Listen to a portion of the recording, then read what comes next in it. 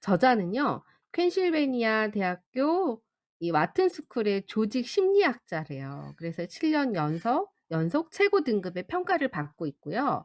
최연소 종신 교수이기도 하면서 이 테드의 인기 강연자이며 이 책이 이 수만 부가 팔려 나간 굉장히 기브 앤 테이크 이 책도 있고요. 오리지널스, 옵션 B 이제 여러 가지 책들이 있는데 포브스 선정 40세 이하 지도자 40 인에 이 뽑힐 정도로 굉장히 이 책이 저도 이 책을 읽고 있지만 너무 좋아요. 그래서 이 think again이 말 그대로 우리가 다시 생각을 해 보자는 거잖아요. 어쩌면 내가 지금 생각하는 게 맞을 수도 있고 또 아닐 수도 있고 오늘 아마 그거에 대한 이야기를 할 거예요. 어 지금 여기에 1장 프롤로그가 있고 1 장에서는요. 개인 차원에서 다시 생각하기예요. 그래서 자기 견해 업데이트하기. 2 장은 개인과 개인 사이에 다시 생각하기로 이 상대방과 마음을 여는 거. 그리고 3 장에서는 집단 차원에서 다시 생각하기로 이 평생학습 공동체를 만들기. 그래서 개인과 개인 사이에 그리고 집단에서의 이 관점에서 살펴보고 있습니다. 그래서 오늘 이 부분을 할 건데 오늘은요. 요거 1장 이야기를 해 드릴게요. 개인 차원에서 다시 생각하기. 요 부분을 한번 해 보려고 합니다. 시작할게요. 일단 프롤로그는 이런 내용이 있어요.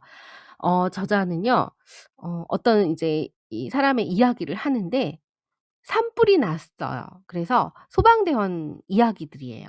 산불이 나서 여기서 다 죽고 살아남은 소방대원이 있는데 이 살아남은 사람이 2 명인가 3 명밖에 없어요. 다 죽었어요, 12명 중에. 그래서 이 살아남은 자들은요 굉장히 뭔가 어떻게 살아남았을까요? 달리기가 빠른 남자일까요? 그쵸. 빨리 도망가고 운동신경이 좋은 사람도 살아남을 수가 있어요. 그런데 그 상황에서는 뭔가 똑똑하거나 IQ가 높아서가 아니라 살아남은 어떤 사람이 살아남았냐? 이 상황 인지 파악이 빠른 사람이 살아남았다는 거죠. 이 11 킬로그램이나 되는 자신의 장비들 뭐 도구 같은 거 이런 것들을 메고 달리면 솔직히 너무 무겁고 힘들 수밖에 없어요. 그런데 그 상황에서 불이 났어요, 산에. 이런 장비들을 버리고 재빠르게 능선이 있는 곳으로 뛰어내려가서 살아남고 또 그렇게 버리지 못한 사람들은 그걸 끌고 도망가다가 결국 화마에 휩쓸려서 타 죽고 말았어요.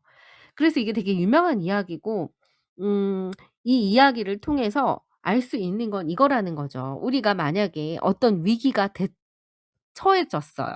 그랬을 때 나라면 내가 지금 이 순간 위기에 처해서 여기서 내가 뭔가를 버릴 수 있는 힘 재빨리 어떤 걸 버리고 어떤 걸 취할 건지 이런 상황 판단 능력이 살아가면 너무 중요하다는 거죠. 그래서 이 책의 메시지는요. 이제 더 이상 도움되지 않는 지식 뭐 의견은 버리자는 것이에요. 그리고 뭔가 일관성이나 유연성에 이 자아감에 초점을 맞추자는 것이에요. 그래서 자신의 일생에서 소중하게 여기는 도구들 가운데 어떤 것 그리고 정체성이 가장 소중한 것들 가운데 어떤 것을 버릴 시점을 아는 것. 이것이 바로 인생을 살아가는 데 있어서 지혜다라고 이야기를 합니다. 그래서 제 1 장에서는요. 개인 차원에서 다시 생각하기고 자기 견해를 업데이트 하기예요. 그래서 여기서 총 4 가지 이야기를 하고 있습니다. 첫 번째는요. 우리 마음속에 전도사냐 검사냐 정치인이냐 과학자냐 여기에 따라 우리의 시각이 이 세상을 바라보는 눈이 이렇다는 거죠.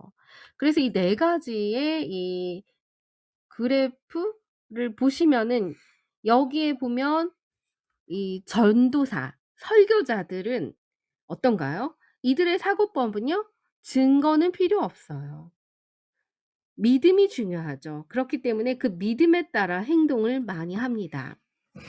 그리고 이들은 단색의 제복을 입고 있고요. 설령 자기 일이 아니라고 하더라도 자기 일이라 생각하죠. 자, 그렇다면 정치인 입장에서 한번 볼게요. 이들은 훈련이 요구되지 않아요. 믿음에 따라 행동하기도 하고요. 흔히 상대방을 많이 공격하는 구조를 취합니다. 그리고 설령 자기 일이 아니라고 하더라도 자기 일이라고 생각하고요. 검사들은요, 너무 많이 훈련이 요구될까요? 흔히 상대방을 공격하죠. 그리고 증거에 의존합니다. 그래서 자기 일이라고 아니더라고 하더라도 일이라고 생각하기도 하고요. 과학자들은요, 실험이 요구돼요. 그래서 흔히 단색 제복을 입고 뭔가 흔히 증거를 의존하는데 아니더라고 하더라도 자기 일이라 생각하고, 이건 공통점인데 다른 점들을 살펴보시면 설교자는, 또 정치인들은, 검사는, 과학자들은, 그렇다면 우리가 보는 시각은 나는 어느 쪽에 더 가까운지 한번 여러분들이 이 책을 통해서 살펴보시는 것도 좋을 것 같아요. 이 조지 버나드 쇼는 이런 이야기를 했어요. 변화 없이 진보는 불가능하다. 그리고 자기 마음을 바꾸지 못하는 사람은 그 어떤 것도 바꾸지 못한다고 했어요. 똑똑한 사람일수록 더 실패한대요. 정신적인 마력은 정신적인 재주를 보장하지 않는데, 아무리 머리가 좋은 사람도 자기 마음을 바꿀 동기가 부족한 사람은 다시 생각할 많은 경우를 놓쳐버리고 만다라고 이야기를 합니다. 그래서 연구 결과에 따르면요, 지능 지수가 높은 사람은 어 높은 사람일수록 고정관념에 빠져들 가능성이 더 높대요. 이 대상의 패턴을 보다 빠르게 인지하기 때문에 똑똑한 사람일수록 자기 믿음을 수정하거나 보완하는 데 그만큼 더 애를 먹는다라고 이야기를 합니다. 그래서 이분이 쓴 책들을 보면 고개를 갸우뚱하다가도 또 끄덕거리게 되고, '그게 도대체 어떤 뜻일까?'라는 생각을 해 봤어요. 그런데 왜 예전에 교수님들이 그런 이야기를 한 적이 있어요. 제일 강의하기가 어려운 이제 데가 뭔가 되게 똑똑한 집단들, 이 안에서 이게 집단들이 있으면은 그 집단들일수록 뭔가 이렇게 권위 의식이나 이런 엘리트 의식 이런 것들이 클수록 되게 어렵다, 이런 이야기를 들은 적이 있거든요. 그래서 이런 일들이 이런 패턴들을 형성한다는 거죠. 그래서 이런 관점에 따라서 봤는데, 그렇다면 위대한 리더들을 구분하는 이런 요소는 지적 호기심하고 개방성을 꼽았어요. 그래서 이들은 주로 폭넓은 독서와 다방면에서 많은 걸 배우고 싶어 하고, 새로운 견해에 귀를 기울이고 자기가 가진 낡은 견해를 새롭게 고치는 데 관심을 쏟습니다. 그래서 직업은 정치인이지만 뭔가 자기에게 닥친 문제들을 과학자 같은 태도와 접근법으로 풀고자 하는 사람들, 뭐 이런 사람들도 있다는 거죠. 그래서 이게 다시 생각하기에 앞서 맨 먼저 우리가 어떤 눈으로 바라보는 세상이 돼야 되느냐, 이 지적인 겸손함, 다시 말해서 자기가 잘 알지 못하는 사실을 아는 것에서부터 모든 것들이 시작된다라고 이야기를 합니다. 그러니까 우리가 이 과학적 사고, 이게 참 필요한데 이 과학적 사고를 하는 사람들이 그리 많지 않다는 거예요. 그래서 이 과학적인 사고가 자부심보다는 겸손함을, 또 확신보다는 의심을 하게 하고, 또 종결에 따른 신경을 끄는보다는 뭔가 자신의 개방성과 호기심을 소중하게 여긴다는 거죠. 우리가 이런 과학자 모드에서 만약에 벗어나잖아요. 그래서 이 과학자 모드가 아닐 때는요, 우리가 다시 생각하기 사이클은 무너져 버린대요. 그렇게 되면 어떻게 되느냐? 너무나도 내 자신에 대한 확신이 너무 크다 나머지 과도한 사이클이, 확신 사이클이 작동해 버린다는 거죠. 그러면 이렇게 과도한 사이클이 작동해 버리면 어떻게 되느냐? 예를 들어 우리가 설교자적인 이런 입장을 취하는 이 책에서 보는 여기에 있는 뭔가 설교자들 입장에서 본다면요. 음 우리가 자기 안에 있는 지식 안에서 존재하는 어떤 간극을 바라보지 못한 채 '나는 이미 진리를 발견했다.'라고 믿는다는 거죠. 이게 무서운 거거든요. 그리고 자부심은 의심이 아니라 이 확신을 낳는데 확신은 우리를 검사로 만들어 버리는 거죠. 그래서 다른 사람의 마음을 닫아 버려요. 이렇게 해서 뭔가 확증 편향이나 소망 편향에 사로잡히고 만다는 거죠. 이렇게 되면 예를 들어서 이런 사람이 정치인이 되면 어떻게 될까요? 지지를 '내가 지지를 받지 못해. 이거는 어 내가 무시할 거야. 이거는 내가 상대할 사람들이 아니야.' 이렇게 되는 거죠. 나만 정답이고 남은 네 이거는 뭔가 이렇게 아니 무시해야 될 대상이 돼 버리는 거죠. 그래서 이들은 진리가 어느 구석에 처박히든지 간에 그걸 신경을 쓰지 않습니다. 왜냐? 자기 의견만이 옳거든요. 그래서 이거를 확인받고 나면 한층 더 오만해지기 쉽다는 거죠. 그렇게 되면 엄격한 규율로 스스로를 압박하면서 자기 믿음을 검증하는 대신에 이때까지 만들어진 나의 명예 여기에 취하게 되죠. 그래서 이게 되게 중요한 시각인 것 같아요. 아 꾸리님, 연희새님 반갑습니다. 어서 오세요. 그래서 쪼금 이해가 되시나요? 왜 아마 우리가 지금 뭔가 이런 사람들이나 이런 현상들을 많이 흔하게 많이 보죠. 그래서 지금 우리가 이 네 가지 시야로 세상을 우리가 바라보는데 우리가 어떤 이 좀 더 객관적이고 이 과학자들 같은 이런 사고에서 나를 인식하는 게 굉장히 중요하다. 이거에 대한 이야기를 이 책에서는 초반에 하고 있어요. 그래서 이 네 가지 사고에 대한 이야기를 했다면요. 그다음에 요게 나옵니다. 요 그림은요. 다시 생각하기. 이 책 제목이 다시 생각하기예요. 그래서 이 사이클을 보면은요. 만약에 내가 겸손한 사람들은 그래요. 나는 내가 가지고 있는 지식들을 의심하죠. 그리고 부족하다고 느껴요. 깨질 수 있는 거라고 느끼고요.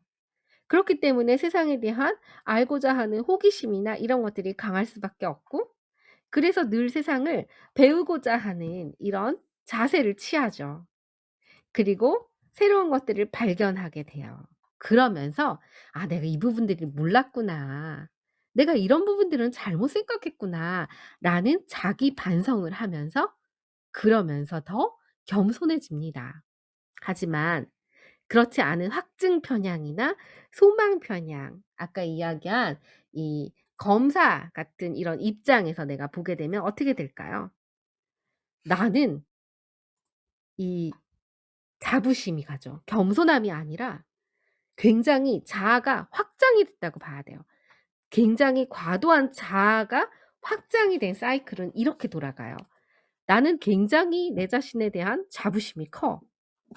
그래서 나는 확신 차 있지. 그래서 남들이 이걸 이야기를 하거나 인정해 주지 않거나 이럴 때는 '그 사람은 잘못된 거야.'라고 확 무시해 버립니다. 그다음에는 이 확증 편향과 소망 편향이 가고 이렇게 되면서 내가 뭔가 되게 잘난 거에 대한 확인을 받게 되면 이 자부심이 더 커 올라가죠. 그래서 점점 과도해지고 과도해져서 오만해지는 이런 형태를 띠죠. 그래서 요 사이클로 가요. 이 책에서는 이렇게 이야기를 해요. 근데 저는 이렇게 이야기를 하고 싶어요. 이게 자존감이 높은 사람은 왼쪽 형태를 취하죠. 자존감이 낮은 사람들은 오른쪽 형태를 많이 취해요. 저는 이렇게 보고 싶어요. 그런데 요 그래프에서 요렇게 이 표에서 나온 것처럼 요거 너무 재밌는 것 같아요. 자, 그런데 두 번째는요. 이렇게 이야기를 합니다. 이 책은요. 안락의자, 쿼터백과 가면을 쓴 사기꾼이라고 이렇게 얘기해요. 요거 잠깐 보여 드릴게요 제가. 요거거든요. 안락의자, 쿼터백 증후군과 가면 사기꾼 증후군 요거거든요. 요거 두 가지 이게 무슨 뜻이냐? 저도 요게 뭔지 몰랐어요. 근데 이걸 확신에 따라서 우리가 볼 수가 있대요. 무지가 지식보다 더 자주 확신을 안겨준대요. 이게 무슨 뜻이냐? 찰스 다윈이 이야기했습니다. "무지가 지식보다 더 자주 확신을 안겨준다." 달리 편하게 쉽게 이야기하자면 "무식하면 더 용감하다."라는 뜻이래요. 그래서 우리 좀 더 유식한 말로 이렇게 쓰자고요. 당신은 안락의자 쿼터백 증후군이군요." 뭐 이렇게 이야기를 할 수 있을까요? 이게 뭐냐 안톤 증후군이라는 게 있어요. 이게 뭐냐 뇌의 후두엽이 손상이 됐어요. 이렇게 손상이 된 사람이 시력을 잃었는데도 본인 스스로가 시력을 잃었다고 인지를 못하는 거예요. 시야가 아무것도 안 보여요. 깜깜해졌어요. 그럼 내 시각이 문제가 아니라 '이 방이 왜 이렇게 어둡게 해 놓은 거야? 불 좀 켜 봐. 너무 깜깜하잖아.' 이렇게 여기는 증상이래요. 그러니까 나에 대한 문제를 취약한 나의 문제를 보는 게 아니라 내 탓이 아닌 환경이고 외부 탓인 거죠. 사람은 누구나 이 취약한 자기 자신의 지식, 의견 안에 누구나 다 맹점은 가지고 있지만 자신에게 문제가 있다는 걸 인식하느냐 못하느냐에 따라서 우리는 잘못된 판단, 잘못된 인생으로 나가기 쉽다는 거죠. 그래서 내 문제가 있음을 인식하지 못하면 나는 잘못된 판단으로 다시 생각하기를 거부하는 거예요. 근데 우리 인생도 마찬가지래요. 우리는 자기 생각을 적절하게 조정하는 방법을 배워야 합니다. 그래서 이 안락의자 쿼터백 증후군은요. 예를 들어서 다비드 오드손의 이야기를 한번 해 드릴게요. 이 사람이 누구냐 하면은요. 1991 년부터 2004 년까지 아이슬란드 총리로 재임한 사람이에요. 그래서 이 아이슬란드 은행들을 민영화시키고 위험에 빠뜨리고 인위적으로 자신의 자산을 부풀리고 그가 저지른 경영상의 문제들이 이 사임을 거부하자 결국 의회의 탄핵을 받고 그는 쫓겨나다시피 했어요. 그럼에도 불구하고 이렇게 되면 정치 같은 거나 뭐 이런 거 생각을 못 하는 게 보통 사람들인데 그는 그렇게 생각하지 않았어요. 경영상 문제들이 사임을 이 어떻게 생각했냐면 오드손은요. 2016 년에 대통령 선거에 후보로 나가겠다고 발표를 했어요. 그러면서 "나는 많은 경험과 지식을 가지고 있으니 대통령직을 잘 수행할 수 있을 것이에요."라고 이렇게 이야기를 합니다. 이런 사람이 사로잡힌 마음가짐 상태가 바로 확신이 역량을 초과하는 안락의자 쿼터백 증후군이라고 볼 수 있어요. 이 한 나라의 경제를 완전히 망쳐 놓고도 자신이 자격이 없음을 절대 인정하지 못하는 거예요. 자신은 '문제가 없다.'라고 생각을 하는 거죠. 남들이 문제라고 생각하는 거죠. 그래서 그의 눈에는요. 자기의 약점이 전혀 보이지 않았다는 거예요. 그래서 이거를 쿼터백 증후군, 안락의자 왜요? 안락의자에 앉아서 뭔가 이렇게 거만하게 딱 앉아 있는 이 모습을 상상하시면 돼요. 그래서 행동은 아무것도 안 하고 문제들만 딱딱 손가락으로 짚어내는 이런 사람들을 비유하는 말이에요. 그래서 이들은요. 잠재적으로 봤을 때 해로워요. 그리고 실제로는 쿼터백이 아니라는 거죠. 근데 자신이 쿼터백이라고 생각을 하는 거예요. 굉장히 자기가 과도하게 자기 자신을 약간 자아 도취라고 봐야 될까요? 확신이 너무 커요, 본인의 능력보다는. 그래서 이런 집단 어떤 집단이냐 특혜받은 집단, 엘리트 집단 이런 데서 굉장히 크게 흔하게 나타납니다. 그리고 운전대를 잡았을 때 많이 나타난다고도 그래요. 그래서 이런 집단을 쿼터백 증후군이라고 하고요. 또 반대되는 쪽은 이 가면 증후군인데 요건 사기꾼이라고 이야기를 합니다. 반대 역량이에요. 이건 뭐냐? 능력이 출중하고 본인이 주변에서 너무 출중하고 매력적인 사람이에요. 근데 본인만 그 매력을 몰라요. 그래서 자기를 너무 낮추는 거죠. 자아가 완전 축소된 사람인 거예요. 그러니까 둘 다 공통점은요. 현실 파악이 안 되는 거죠. 객관적으로 자기를 보지 못하는 거예요. 그래서 음 이런 사람들은 실제로는 사기꾼이 아닌데 본인만 사기꾼이라고 생각을 해요. 그리고 자신의 능력보다 능력이 더 큰데도 불구하고 자기 자신에 대한 믿음과 확신은 너무 작다는 거죠. 그리고 소외된 집단에서 정말 많이 흔해요. 말할 때 흔히 많이 나타나요. "아유 내가 뭐라고요." 그래서 이거를 우리가 객관적으로 보는 건 쉬운 게 아닌 것 같아요. 근데 이 두 가지가 문제가 되는 게 뭐냐? 우리가 이 think again이잖아요. 다시 생각하기를 방해하기 때문이래요. 어떤 것에 대해 잘 안다고 확신하면요. 자기 지식에 묻은 오류나 빈틈을 굳이 찾으려고 애쓸 이유가 없다는 거죠.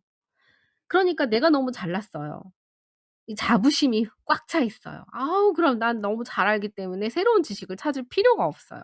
기존 지식을 바로잡을 필요도 없어요. 따라서 상황이 자신이 받은 점수가 너무 부적절하다고 여기면서 나를 몰라주는 반대의 사람들은 다 무시해야 될 대상이야. 라고 생각하며 나를 뭔가 발전시키거나 개선시키려고 할 이런 투자를 할 가능성이 가장 낮아요. 네. 내 탓은 없는 거예요. 내가 문제가 아니라는 거죠. 남과 상황이 문제가 되기 때문에 전혀 나는 억울하기만 하고 뭔가 그렇다는 거죠. 어른아이님 오셨습니다. 어른아이님 어서 오세요. 그래서 이런 이유는 근본적으로 부서지기 쉬운 자아 때문이라는 거죠. 자기 능력에 대한 정확한 추정을 가로막는 힘 가운데 상대적으로 눈에 덜 띄는 게 바로 뭐냐? 이게 있는데 뭐냐면 바로 초인지 기술. 다시 말하면 메타인지 기술이에요. 이게 자기가 하는 생각에 대해서 생각하는 능력이거든요. 그래서 이 능력이 메타인지 기술, 이 메타 자아 이게 부족하면요. 자기가 능력이 부족하다는 사실을 전혀 인지하지 못해요. 예를 들어서 사회성이 너무 부족한데 나의 문제가 아니라 사람들이 나를 이상하게 여긴다는 거죠. 그러니까 전혀 나는 문제가 없으니까 문제를 알려고 애쓰지 않는다는 거죠. 이게 병원에서 연구를 해 봤대요. 그런데 사망률이 굉장히 높아지는 때가 있대요, 병원 환자들의 사망률이. 그때를 봤더니 새로운 레지던트들이 부임해서 진료를 보기 시작하는 1년 중에 6 개월이 지났을 때부터 사망률이 높아진다고 합니다. 저도 그랬던 것 같아요. 처음에 운전을 배울 때는요 사고율이 절대로 올라가지 않아요. 굉장히 처음 운전 배우고 핸들 잡고 운전할 때는 되게 조심조심하거든요. 근데 1년 안 됐죠? 한 6-7 개월, 10 개월 딱 되고 6 개월 이상 되니까 운전을 막 너무 재밌고 뭔가 다 할 것 같은 거예요. 그래서 추월하다가 고속도로에서 사고가 난 경험이 있었어요. 사고가 몇 번 나고 나니까 운전이 무섭더라고요. 근데 그전에는 정말 겁이 없이 운전을 했던 제가 이런 거랑 똑같은 것 같아요. 초반에는요. 뭔가 내가 능력이 부족하고 그렇기 때문에 뭔가 되게 잘 봐요. 근데 이게 너무 익숙해지고 하다 보면은 점점 내 능력을 과대평가하게 되는 거죠. 그러면 이제 그때부터 위험해지는 거예요. 그래서 왜 항상 우리가 힘들 때마다 "초심자의 마음으로 돌아가자, 돌아가자." 이렇게 이야기를 하잖아요. 이 초심자에서 뭔가 아마추어로 나아갈 때 이 다시 생각하기가 사이클이 깨어질 수가 있대요. 그래서 사람이요 많은 경험들을 많이 하잖아요. 그러면 이 겸손함을 잃어버릴 수 있다는 거죠. 그래서 빠르게 뭔가 발전하는 자기 모습에 스스로가 자부심을 느끼고 이 자부심이 이제 '나는 이제 달인이야.' 라고 이렇게 잘못된 인식을 촉진하게 돼요. 이렇게 되면 모든 것에 대해서 배우려고 하거나 호기심을 가지게 되지 않는대요. 이 덫에 걸려 버리면요. 자신도 모른다는 사실 자체를 몰라 버리게 된대요. 그러면 사람들은 겸손함을 잘못 이해하게 되는데, 겸손함은 확신을 적게 하는 것, 이 자신감 부족이 아니라는 거죠. 겸손함이라는 말은요, 라틴어 어원으로 땅에서부터라는 말이래요. 그래서 땅에 뿌리를 튼튼하게 내리는 것이래요. 그러니까 확신은 자기 자신을 얼마나 많이 믿느냐 하는 문제라는 거죠. 자기를 얼마나 신봉하느냐를 말하는 게 아닌데, 많은 사람들이 이걸 헷갈려 한다는 거죠. 그래서 자기 힘과 전략을 완전히 확신할 때는, 그게 너무 커지면, 확신이 커지면 오만함 때문에 눈이 멀게 됩니다. 반대로 확신이 부족하면요, 의심으로 마비가 되고 만대요. 그래서 열등감에 사로잡히게 된다고 하네요. 그래서 요거에 대한 이 표를 한번 보여 드릴게요. 요거가 확신의 최적점이에요. 요 그래프를 보시면 자기 자신에 대한 믿음이 낮고 자기 도구에 대한 믿음이 확실하냐 불확실하냐, 자기 자신에 대한 믿음이 안정적이냐 불안정하느냐에 따라서, 도구가 확신이 들고 자기 자신에 대한 믿음이 안정적인 사람은요, 맹목적인 오만함에 빠집니다. 내 자신에 대해서 믿음이 불안정해요. 하지만 도구가 확실해요. 그러면 집착적인 열등감에 빠지는 상황이 된대요. 그리고 자기 도구에 대한 믿음이 불확실하면서 내 자신의 믿음이 불안정하다, 그러면 상황을 악화하는 의심이 생긴다고 합니다. 그리고 자기 도구에 대해서 불확실하다고 느끼고 자기 자신에 대한 믿음이 안정적인 사람은요, 확신에 찬 겸손함을 느낀다고 합니다. 그렇다면은 어떤 게 좋은 걸까요? 이 확신에 찬 겸손함이겠죠. 내 자신에 대한 믿음이 안정적이고 자기 도구, 내가 생각하는 뭔가 이런 잣대나 이런 믿음은 확실이 아니에요. 불확실이에요. 언제든지 그거는 깨질 수 있다라는, 이거에 대한 확신은 고정관념일 수도 있는 거예요. 이런 것들을 깰 때, 그럴 때 우리는 이 겸손함이 생기는 거죠. 그러니까 이거를 만나기가 쉽지 않다는 거예요. 흔한 낭 망고님, 키드리스님, 나캔두님 반갑습니다. 어서 오세요. 지금 다시 생각하기 이 책을 하고 있는데, 이 책 너무 좋아요. 자존감 이야기를 합니다. 우리가 이 확신에 찬 겸손함, 여기로 가려면요, 다시 생각하기를 늘 해야 된다는 거예요. 내가 생각하는 그 기준, 이게 과연 맞는 건가? 그 잣대가 늘 항상 불안하다는 거죠. 늘 시행착오를 겪어야 되고 이거를 키워야 된다는 거죠. 그래서 이거에 대한 다시 생각하기 질을, 이 겸손함 자체가 높여 주게 만든다고 합니다. 그렇다면 이 여기 보이시나요? 확신된 능력이 있어요. 자기 확신이 더 커요, 내 능력보다. 자부심이 아주 커요. 이러면 안락의자 커터백 증후군, 안락의자에 딱 앉아서 지시만 하고 설교하는 사람, 이렇게 됩니다. 그런데 나의 확신이 너무 작아, 나 능력이 되게 많은데 내 자신에 대한 자부심이 너무 작은 사람은 '나는 부족해.'라고 하면서 이렇게 가면 증후군에 빠져서 아무것도 못하게 돼요. 그럴 때 우리가 이 적절한 균형에 차서 봤을 때, 이 자기 확신에 찬 겸손함의 구역은 요건 거예요. 자기 능력과 확신이 동급이라는 거죠. 이게 초심자들은 그래요. 그러면서 점점 능력들을 키워 나갈수록 확신에 찬 겸손한 구역으로 간다는 거죠. 이게 자존감이 높은 사람들의 특징이거든요. 그러니까 우리는요, 알면 알수록 '정말 내가 세상을 모르게 살았구나.' 이런 그 겸손함이 생기고 '나는 정말 부족하구나.' 이런 것들을 많이 느끼게 되는 것 같아요. 음. 그래서 이 자기가 자신이 가진 지식과 기술에 대한 정확한 상을 얻고자 한다면요, 마치 과학자가 현미경을 들여다보듯이 자기 자신을 객관적으로, 과학적으로, 네, 네, 아주 그냥, 네, 리얼하게 평가하는 작업이 도움이 된다는 거죠. 과학적인 사고가 요구가 된다는 거죠.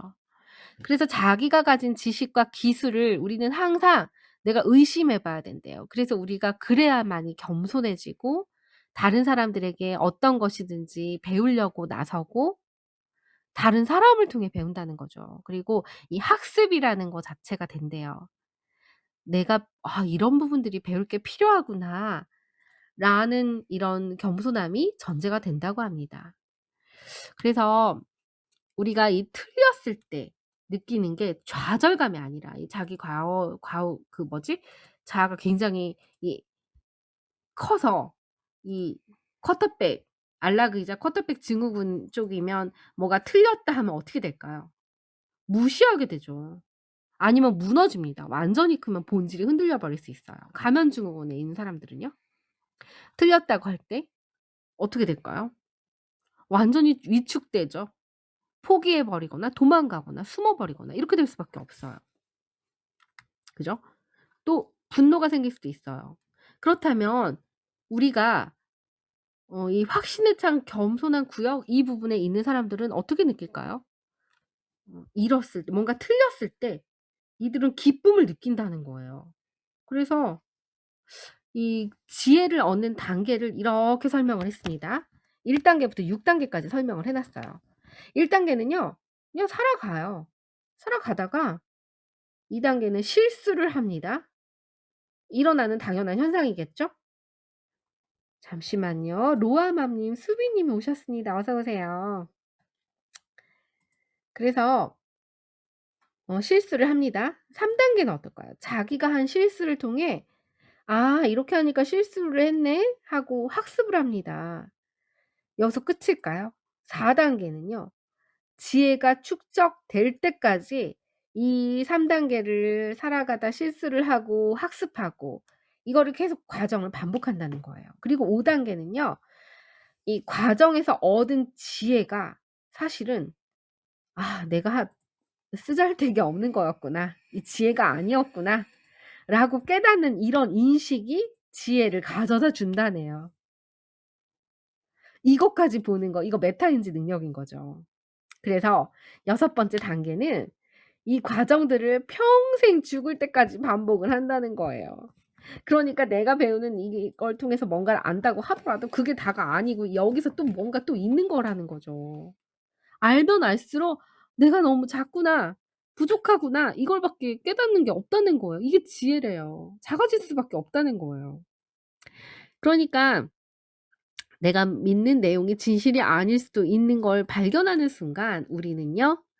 '아 내가 하는 게 모든 게 답이 아니야.' 이걸 통해 세상을 포용적으로 살아갈 수 있다는 거죠. 상대가 하는 말이 틀린 게 아니라 그들의 말을 알기 위해 애쓰고 배우려고 하고 이걸 통해 우리가 또 다른 뭔가를 배울 수 있다는 거죠. 그래서 이 우리가 저자는요. 성장 과정에서 자라오면서 늘 자신이 '틀리면 안 돼. 이런 뭔가 완벽주의적인 사고를 해야 된다.'라고 사로잡혀 살았대요. 그러면서 성장 과정에서 이걸 느끼고 나서 틀릴 수도 있다는 거를 더 잘 받아들이려고 정말 이렇게 처절한 여정들을 많이 하면서 노력을 했다는 거예요. 그래서 우리가 어떤 새로운 것에 놀라고 흥분하고 호기심과 희열로 이루어져서 위대한 발견들을 흔히 "와 유레카다."라고 하는데요. 이거를 늘 살아가면서 느끼는 사람들이 있잖아요. '이거 진짜 재밌군.' 하는 이런 거에서 시작하는 사람들. 우린 죽을 때까지 이렇게 배워야 되는 과정을 거쳐야 된다는 거죠. 이게 행복이라는 거죠. 그래서 자기가 가진 핵심적인 믿음이 의심받을 때 사람들은 마음을 여는 게 아니라 닫아 버리게 돼요. 이를 전제군주 자아라고 합니다. 위협적인 정보를 차단하는 거. 마치 독재자가 하는 것처럼요. 그래서 뭔가 전제군주 자아는요. 마치 우리 정신의 경호원처럼 개입해서 우리에게 위안되는 거짓말을 제공해서 자기 이미지를 보호해요. 그래서 내 안에 이 내면의 독재자는요. 과도한 확실 사이클을 활성화해서 통제의 영향력을 이어나간다는 거죠. 이건 우선 우리의 잘못된 의견이 이 필터 버블이 있어요. 여기다 갇혀서 이 속에서 자기 확신을 지지하는 정보만 접하기 때문에 내 의견에 대해서 굉장한 자부심을 느껴요. 거의 내가 신처럼요.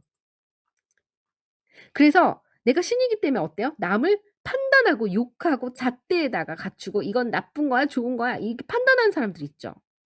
이게 굉장히 강한 사람들이라는 거죠. 그런 다음에 우리 믿음은 이 반향실 안에 밀봉돼서 나를 내 이야기를 맞다라고 칭송해 주고 박수 쳐 주는 사람 말만 듣습니다.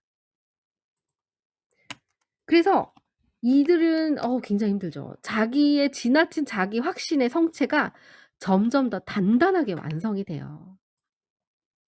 그래서 이분들 근처에는 아청꾼밖에 없다는 거죠.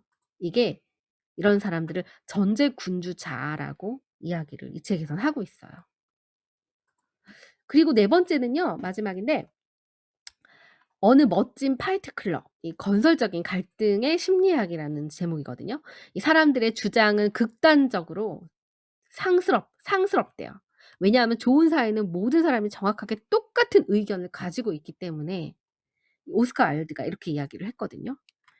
이 갈등을 회피하는 이유는 요거래요. 저자가 갈등을 회피하는 이유는 요거래요. 우리는 어떤 갈등이 생겼을 때 어떠세요?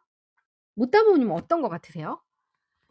내가 갈등이 생겼어요. 어떤 사람하고 이야기를 하다가 정말 그 갈등이 생겨서 생각이 달라요. 이럴 때 우리 어떤 반응들을 여러분들은 취하시나요?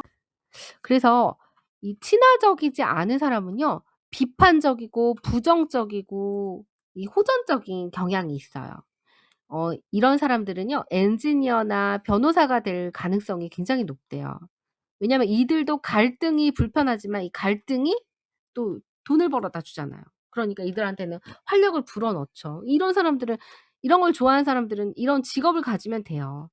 근데 이 친화적인 사람들은 어떤 사람이냐? 나를 지지하는 훌륭한 관계망을 형성합니다. 이런 사람들은요.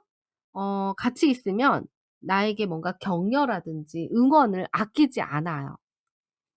저도 뭔가 이렇게 비판적이거나 이런 사람들보다는 사실 친화적인 사람하고 함께하는 걸 더 좋아합니다. 그런데 이 책에서 재밌는 건요. 어 이런 관계망에 의존하지 말고 좀 더 다른 종류의 관계망에서 우리가 많이 도전해 보라는 거예요.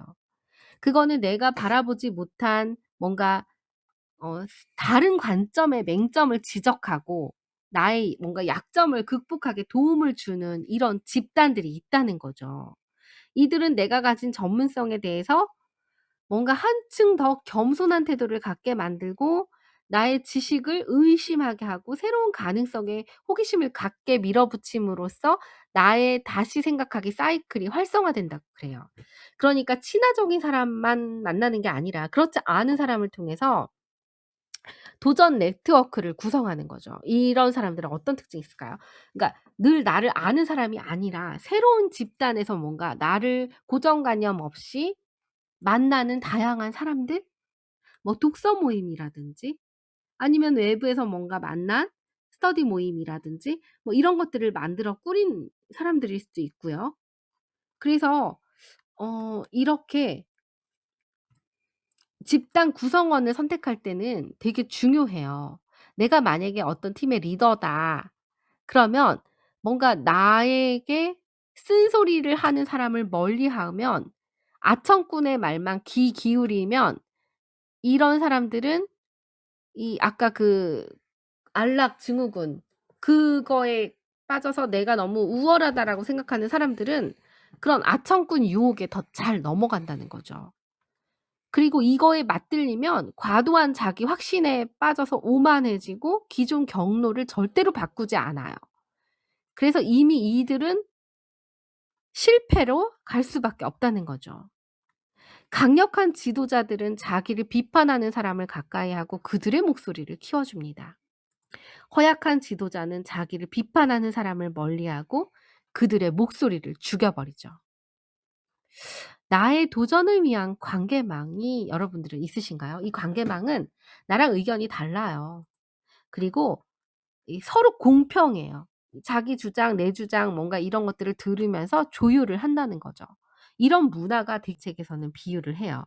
두 개의 프로펠러를 서로 다른 방향으로 회전시켜서 우리의 생각은 땅으로 곤두박질 치지 않고 하늘로 날아오른다. 이게 뭔가 갈등에서 해결할 수 있는 지혜로운 뭔가 방법 아닌가라는 생각이 들어요. 그건 뭐냐?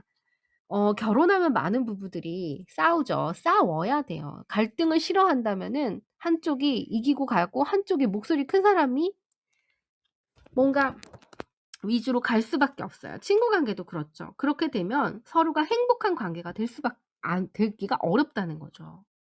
그래서 많이 이 신혼 초 1-2 년은 정말 많이 싸우셔야 돼요. 우리가 뭔가 새로운 사람과의 관계를 형성하기 위해서 라포 형성을 하면서 그 이후에 이제 서로 다른 의견 차이들을 많이 주장을 하셔야 된다는 거죠. 일방적으로 내가 죽는 게 아니라, 일방적으로 내가 주장하는 게 아니라 서로가 공평해야 된다는 거죠. 그 공평하기 위해서 어느 한쪽도 내가 되지 않게 나의 의견을 잘 표현하고 상대의 의견을 잘 듣는 그런 건강한 의사소통할 수 있는 거를 이 책에선 토론 문화라고 이야기를 해요. 그러니 다음 아마 시간에 이 이야기를 해 드리도록 하겠습니다. 오늘은 여기까지 할게요. 네.